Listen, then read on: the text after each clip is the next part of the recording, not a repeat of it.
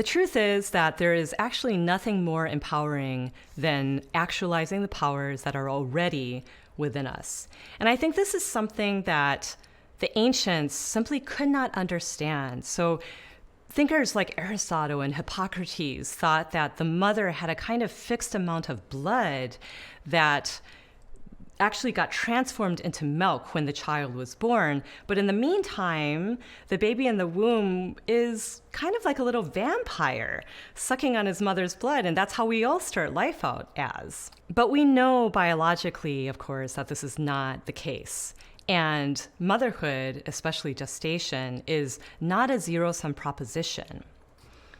We often have more powers than we think. I think we should also not discount the real potential for mutual spiritual and psychological enrichment. So Erika Bakioki, in her recent book, writes of Mary Wollstonecraft's motherhood during a dark time in her life in which her lover's philandering and then abandonment of her and, well, their child led to Wollstonecraft's very deep depression and 2 suicide attempts. But Bakioki writes of Wollstonecraft, her love for her child, she says, kept her alive. I think what's so fascinating about this statement is that it is a sentiment that is echoed again and again in ethnographic studies of women in very fragile and unstable situations.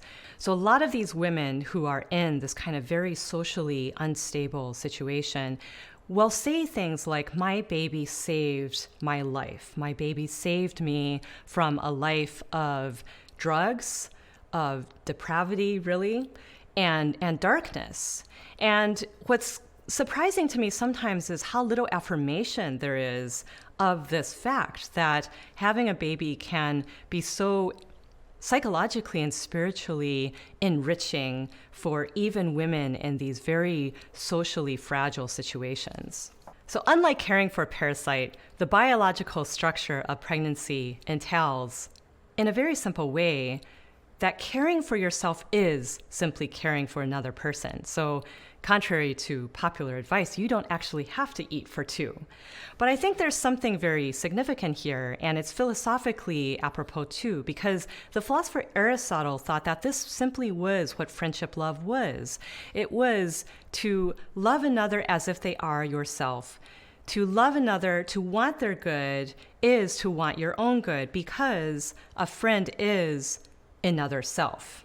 So the sacrifice of motherhood is not a win-lose proposal. It's not the kind of quid pro quo, I give you something, you give me something back. Genuine love for another edifies us and maybe even redeems us in the act of loving. And I think it's for this reason that Aristotle in the Ethics argues that in the act of love, in the relationship of love, it is the act of loving that is the more powerful of the two. So it is better to love, it is better to be the lover than to be the beloved. And his example of this, kind of amazingly, is that of a mother who loves her children even though they do not respond, even if they don't love her back. It's unrequited love. And Aristotle says the proof that it is greater to love than to be loved is in the fact that this mother continues to love no matter what.